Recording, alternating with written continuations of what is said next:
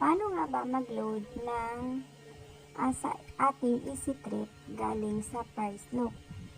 As you can see guys, may balance tayo dito sa ating Price Look ng 3,970. Then ngayon guys, ito ko na ang view all. Then ito ang toll payment.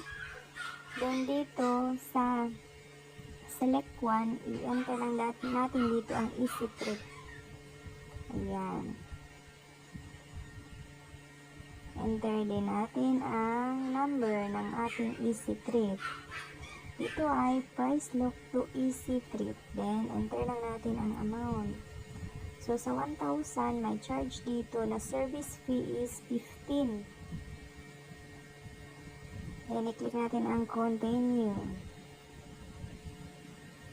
Processing might take up to 1 minute. Do not close the app.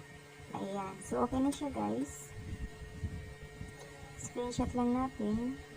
So, every load na 1,000, may charge siya na 15 pesos. So, ganun na siya kasimple kung paano mag-load sa ating Easy Trip from Price Look.